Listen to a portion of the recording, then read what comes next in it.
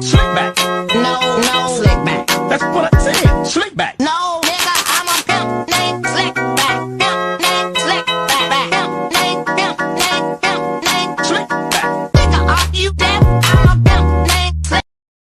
Perkenalkan, nama saya Winda Kayla Sabrina, NIM 22020306 dari Prodi S1 Kesehatan Masyarakat. Nah, di sini saya akan membuat video tentang perencanaan dari mata kuliah perencanaan dan evaluasi kesehatan. Nah, contoh kasus yang saya bawakan hari ini yaitu Desa Makarana merupakan salah satu desa yang sulit dijangkau. Jalan yang masih belum beraspal dan berbukit-bukit. Di desa tersebut dilaporkan masyarakat mengalami beberapa masalah kesehatan seperti banyaknya balita yang mengalami gizi buruk, kecacingan, jumlah anak per keluarga yang sangat banyak. Seperti rata-rata 7 orang anak per keluarga. Menambah kesulitannya masyarakat memenuhi kebutuhan gizi keluarga mereka. Tingkat pendidikan masyarakat juga masih sangat rendah.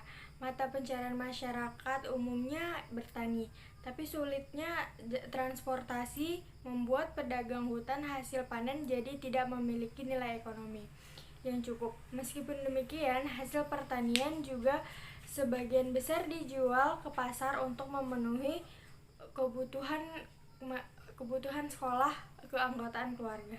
Nah, saya di sini akan membuat perencanaan dari kasus tersebut.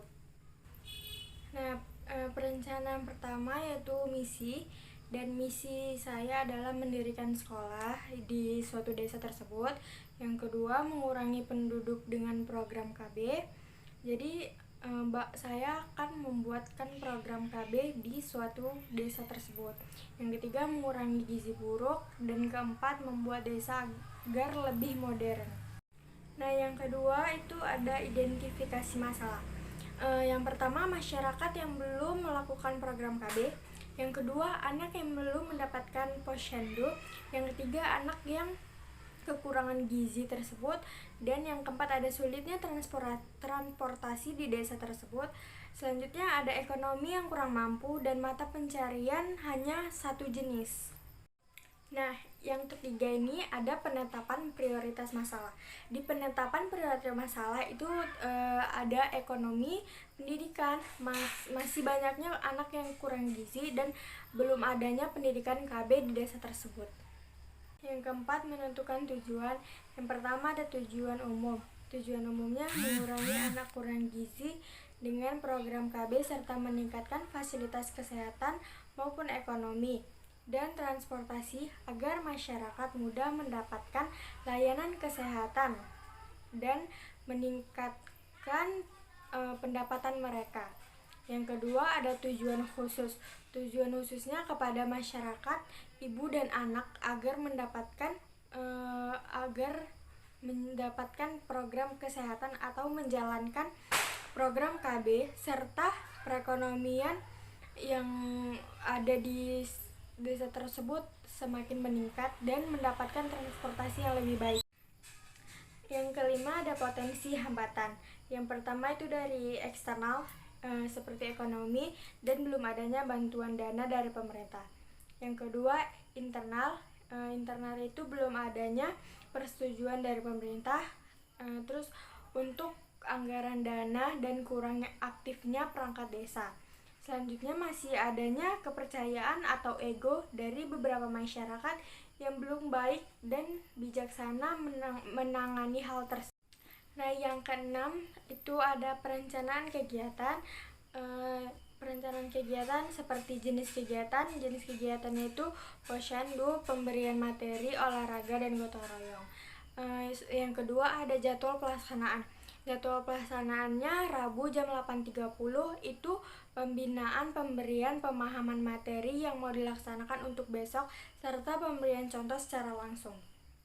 Nah, Minggu sore jam 7.30 ada senam dan gotong royong yang akan dilaksanakan.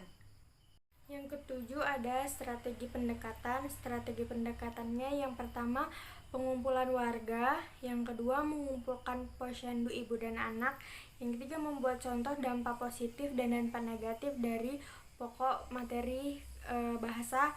Selanjutnya memberikan pemahaman kepada warga baik dari segi kesehatan dan sampai alat transportasi serta bidang pendidikan. Yang kedelapan ada sasaran. Jadi sasarannya di sini itu ibu, ayah, dan anak, terus warga, serta pemerintah dan perangkat desa. Yang kesembilan ada programisasi. Programnya itu pembangunan desa dan mengurangi kasus gizi buruk. Terus ketua pelaksananya saya sendiri, Winda Kaila Sabrina. Yang ke-10 ada anggaran. Jadi kegiatannya ada 3, yaitu posyandu, yang kedua ada kebersihan dan gotong royong, dan yang ketiga ada uang kebutuhan selama penyuluhan. Jadi posyandu ini jumlah anggarannya 8.500.000, di kebersihan dan gotong royong jumlah anggarannya 3 juta. Yang ketiga uang kebutuhan selama penyuluhan itu jumlah anggarannya 4 juta. Jadi semua jumlah anggarannya 15.500.000 rupiah. Yang ke-11 ada evaluasi. Yang pertama itu indikator. Indikator dari posyandu itu indikator pencapaiannya 85%. Di pembinaan KB indikator pencapaiannya 70%. Di uang kebutuhan selama penyuluhan itu indikator pencapaiannya 60%. Yang kedua, perencanaan pelaksanaan evaluasi. Itu ada identifikasi masalah, standar kompetensi, kompetensi dasar, indikator pencapaian kompetensi, sama pembelajaran. Sekian dari penjelasan perencanaan yang saya lakukan dari kasus tersebut. Jika ada yang salah, saya mohon maaf. Terima kasih.